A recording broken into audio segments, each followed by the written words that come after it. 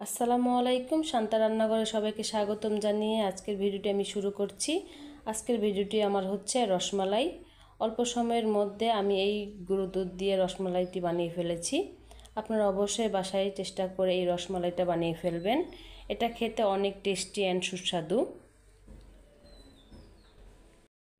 রসমালাইটি তৈরি করার জন্য আমি প্লেটে 1/3 কাপ পরিমাণ গুঁড়ো দুধ নিয়ে নিচ্ছি। এরপরে আমি দিয়ে দিব 2 টেবিল চামচ পরিমাণ ঘি। ঘিটা দিয়ে আমাদের ভালো করে এটা মাখিয়ে নিতে হবে। এরপর আমি দিচ্ছি 1 টেবিল চামচ পরিমাণ বেকিং পাউডার। ভালো করে মাখিয়ে নিতে হবে এভাবে। পরে আমি আরেক টেবিল চামচ পরিমাণ ঘি অ্যাড করে নিলাম।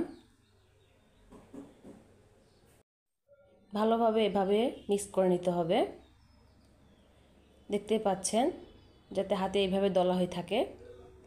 এরপরে আমি এখানে অল্প অল্প করে ডিম দিয়ে দিব। ডিম দিয়ে আমি এটাকে এখন একটা ডোয়ের মতো তৈরি করব। এভাবে ভালো করে মিক্স করে নেওয়ার পর এভাবে আমি ডোয়ের মতো করে নিয়েছি। এরপর আমি হাতে একটু ঘি মাখিয়ে নিচ্ছি। এরপর আমি এভাবে অল্প করে নিয়ে রসমালাই তৈরি করব। দেখতে পাচ্ছেন আমি এটা ছোট করে সাইজ করে নিচ্ছি, কারণ এটা পরে দুধে দিলে এটা ফুলবে। এইভাবে আমি গোল গোল করে নিয়েছি। আপনারা চাইলে আপনাদের পছন্দের মতো আকৃতি করে নিতে পারেন।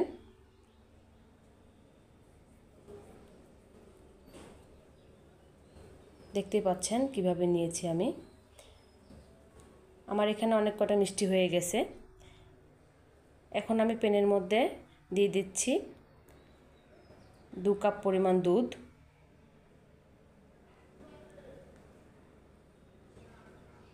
এরপর এখানে আমি 2টা এলাচ দিয়ে দিব। তারপর এখানে দিয়ে দিচ্ছি 1/3 কাপ পরিমাণ চিনি। এভাবে ভালো করে মিক্স করে নিতে হবে যাতে চিনিটা গলে যায়। এটা বলক হয়ে আসা আগ পর্যন্ত অপেক্ষা করব। এটা বলক হয়ে এসেছে।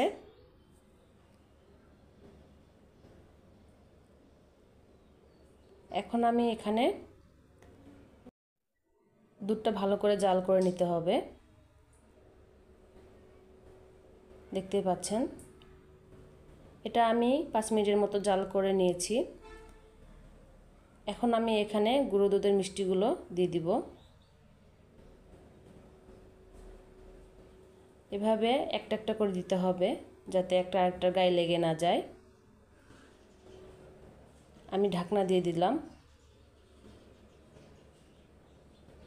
যখন এভাবে বলক হয়ে আসবে দেখতেই পাচ্ছেন মিষ্টিটা ফুলে উঠেছে।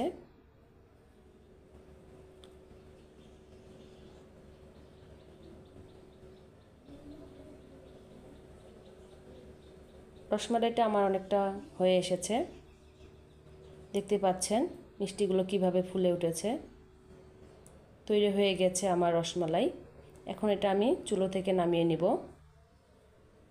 তৈরি হয়ে গেছে আমার রসমালাই।